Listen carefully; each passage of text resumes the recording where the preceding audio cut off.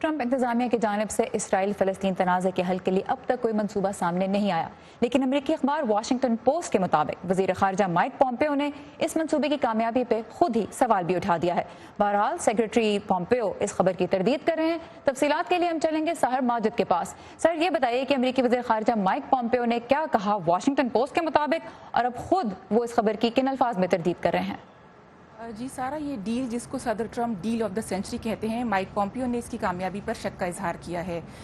Washington post اخبار نے ان کی ایک خفیہ میٹنگ سے ایک آڈیو ریکارڈنگ حاصل کی ہے جس میں مائک پومپیو کہہ رہے تھے کہ اس ڈیل میں کوئی نئی بات نہیں ہے، اس میں زیادہ تر نکات ایسے ہیں جس سے مشرق وسطیٰ کے لیڈرز اتفاق نہیں کریں گے اور رد کر دیں گے، لیکن ساتھ ہی انہوں نے اس امید کا بھی اظہار کیا ہے کہ اس پر ایک دفعہ غور کیے بنا مشرق وسطیٰ کے لیڈرز اس کو رد نہیں کریں گے۔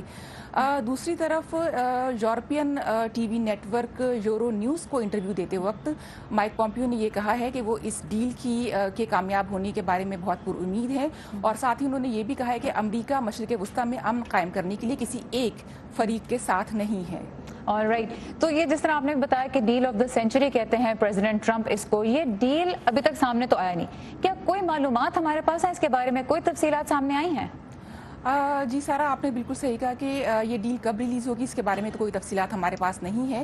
اس ڈیل کو صدر ڈونلڈ ٹرمپ کے داماد اور White House adviser Jared Kushner نے تیار کیا ہے، جو مشرق وسطیٰ کا دورہ کرتے رہتے ہیں اور وہاں امن قائم کرنے کے حوالے سے امریکہ کی نمائندگی کرتے ہیں۔